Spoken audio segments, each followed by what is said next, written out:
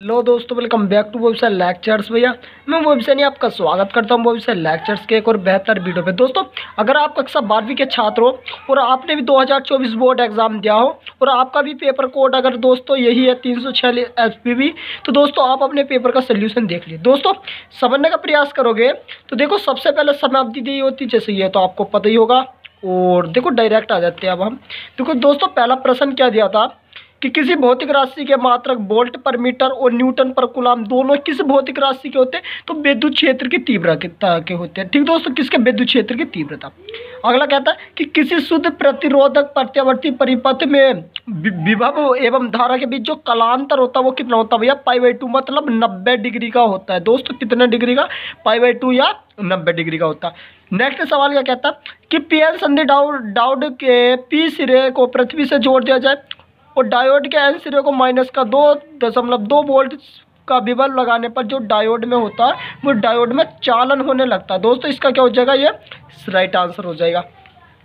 दोस्तों, फिर ये सवाल आया, इसका राइट आंसर क्या हो जाएगा? ऑप्शन नंबर सेकंड जो होगा ये इसका राइट आंसर हो जाएगा। ठीक दोस्तों, फिर आता कि फोटोन के गतिज द्रव्यमान का सूत्र क्या हो जाएगा? तो दोस्तों क्या हो जाएगा? H/c लैम्डा हो जाएगा। दोस्तों क्या हो जाएगा? H/c lambda. और जो नेक्स्ट सवाल था कि एक खोखले धात्विक गोले पर 10 कूलाम आवेश, गोले की त्रिज्या 5 सेंटीमीटर, तो धातु के गोले के भीतर विद्युत क्षेत्र कितना हो जाएगा? तो दोस्तों कितना हो जाएगा? 0 हो जाएगा। ठीक दोस्तों, अब ये तो पोर्शन था आपके बहुविकल्पीय पोर्शन। अब उसके बाद आपका देखो ये इंग्लिश में भी दिया होता है दोस्तों। उसके बाद जो आपका देखो खंड ब आया था, और खंड ब में जितने भी पोर्शन थे, जितने भी प्रश्न आए थे, सब हल्के हल्के प्रश्न थे। कोई बारी नहीं कि 1 किलोवाट घंटा किसकी भौतिक राशि है, तो हल्के हल्के सवाल थे। बट उम्मीद करता हूँ दोस्तों ऐसी कि आपने अच्छी तरह करा होगा। और ये इंग्लिश में दे रखा था इधर का पोर्शन। उसके बाद आपका खंड से आया था जो प्रत्येक 2-2 नंबर के थे प्रश्न, तो हल्के प्रश्न थे। जैसे ये प्रत्यावर्ती परिपथों में शक्ति गुणांक एवं बाइटिन धारा का अर्थ समझाइए, तो हल्का था पोर्शन, कोई भारी नहीं आया। पेपर एकदम हल्का था और इंग्लिश में भी दे रखा देखो।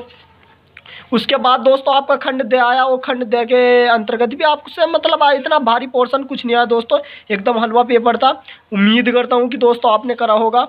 और तो दोस्तों ये देखो, मतलब हल्का ही आया था पोर्शन, कोई भारी नहीं आया था दोस्तों। अगर आपने अच्छी तैयारी करी होगी तो आप अच्छा स्कोर कर आओगे और नंबर इंक्रीज कर आओगे। दोस्तों देखो, ये एक न्यूमेरिकल टाइप का प्रश्न भी आ गया था। और इसके बाद जो आपका मिला खंड ये है, इसके अंतर्गत देखो आपका 5 नंबर का पोर्शन एकदम हलवा पोर्शन था। और देखो दोनों में से एक ही करने होते क्योंकि अथवा में दिया होता। उसके बाद यो दिया था भैया, दोनों अथवा में से करने थे, मतलब पोर्शन हल्का था। बट दोस्तों जाने आपने क्या करा होगा।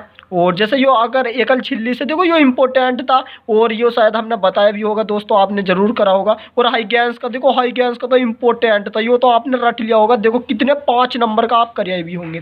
उसके बाद डी ब्रोगली का सिद्धांत, ये तो कई बार पढ़े होंगे आपने।